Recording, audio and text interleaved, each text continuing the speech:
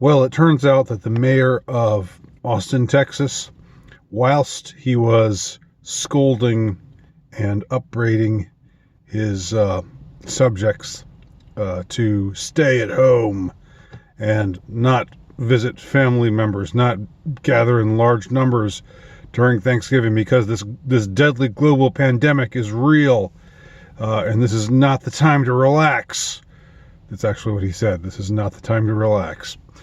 At the same time that he was delivering this message, he was apparently at a resort in Mexico where he'd flown on a private plane with a large number of family and friends and was attending a large Thanksgiving gathering at this Mexican resort.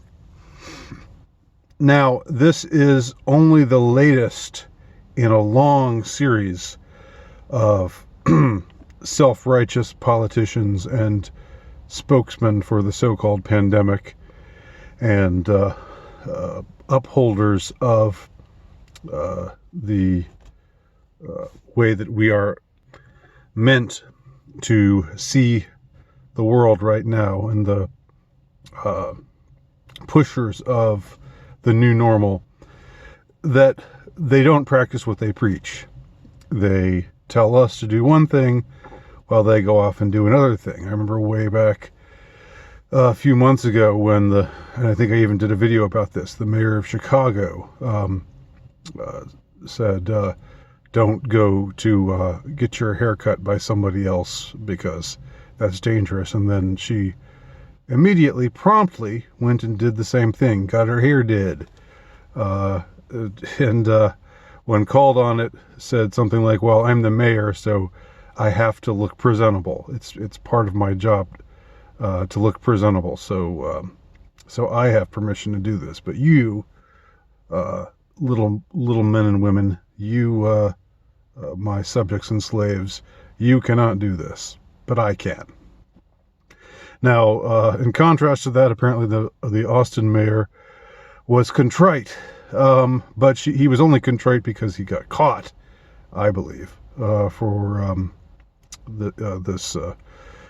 this massive inconsistency on his part, for which he's being upbraided even by the Lugenpress now, even by the same kind of people who are on his side ideologically. They're joining in the chorus of scolding of him for violating his own strictures. Now, there are two possibilities, it seems to me, when one considers the prevalence of these kinds of events, the ubiquity, one is almost tempted to say, of these kinds of circumstances, where some big shot or semi big shot, or some mayor or governor or senator or otherwise public figure just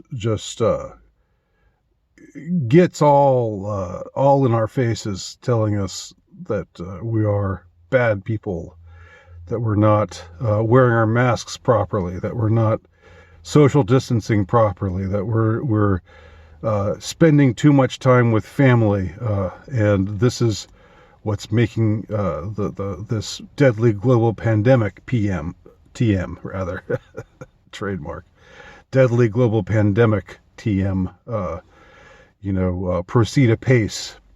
Even though if you've looked at the death rate for this year as opposed to years past, it's about on par. There's no spike in deaths from this year to last year, which one would expect if this deadly global pandemic was truly a deadly global pandemic and not just a case of people dying and getting diagnosed differently than they got diagnosed last year before this deadly global pandemic TM came on the scene, supposedly. There are two possibilities here. One is that these people, I guess this would be the standard line. It would be the line that would be taken by the mainstream media, just to say that this this guy, this latest instance of this type of hypocrisy, this mayor of Austin, Texas, is just a hypocrite. He's just a brazen hypocrite, and he ought to know better. He ought to practice what he preaches, because it is sound. This would be the mainline explanation or explication of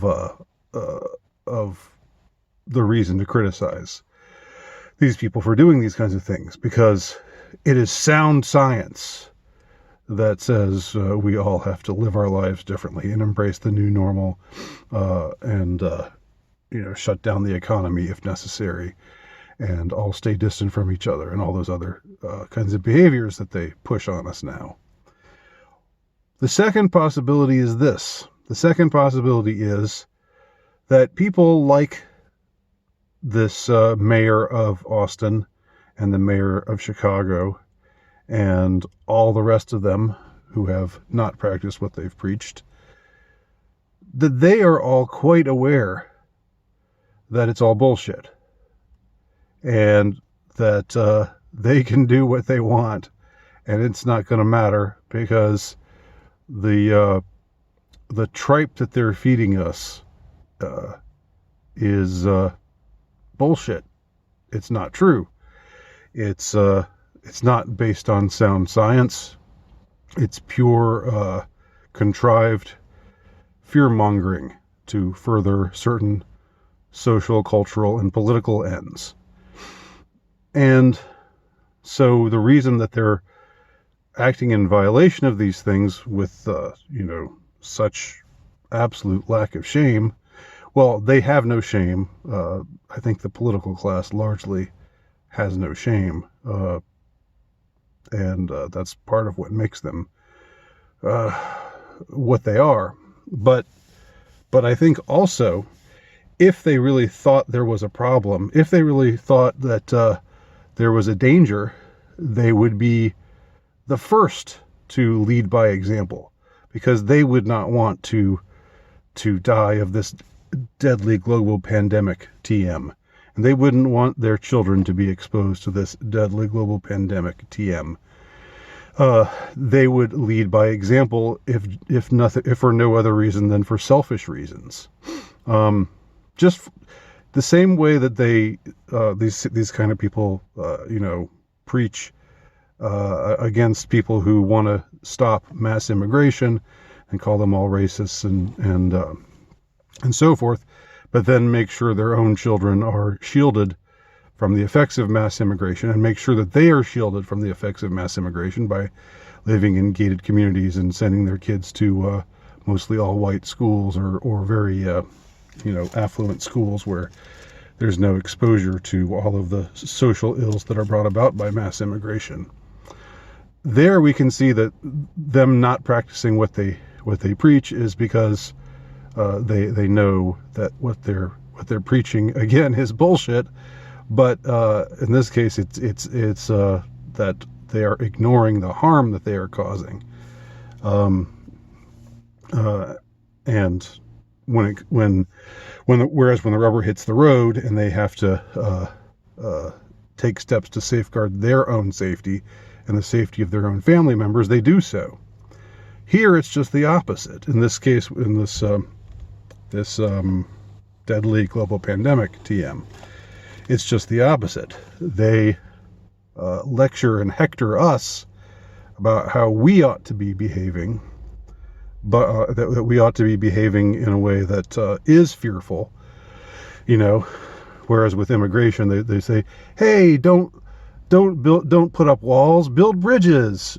Here with this deadly global pandemic, TM, they are saying, "Put up walls between yourself and others, and don't come anywhere near other people."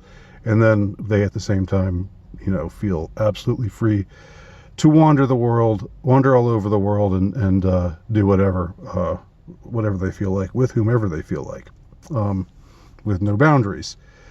So you can see in this case, in the first case with mass immigration, they know in their heart of hearts that they are unleashing hell onto the populace, and they are taking steps to prevent themselves from feeling the effects of it. Whereas in this case, they are attempting to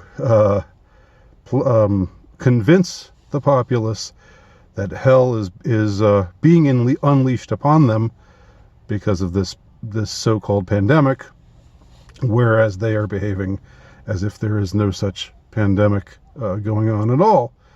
And that indeed, again, shows you the truth of the matter. It shows you that they know the truth of this jive that they're talking to us. This nonsense propaganda that they are talking. But whereas in the first case with mass immigration, they know that when they say there's no danger, there actually is danger. Here it's the very opposite. They say there is danger, and in fact there is no real danger. It's just at most another flu-like virus that's out there that most people get over in a couple of days, and it's not something that has had an appreciable effect on the general public health at all. So I would say that is the way we should view people like this mayor of Austin and his like. We should understand that from their point of view, they their hypocrisy aside, their shamelessness aside, their propensity to lecture and berate the people they see as their minions, the little people, their subjects, that putting that aside, they know what the truth is, and don't pay attention to what people say, pay attention to what they do. And they've given away what's really going on, which is that this is a sham and a scam. Thanks for watching. My name's Andy Nowicki. Please check out my work at altrightnovelist.com.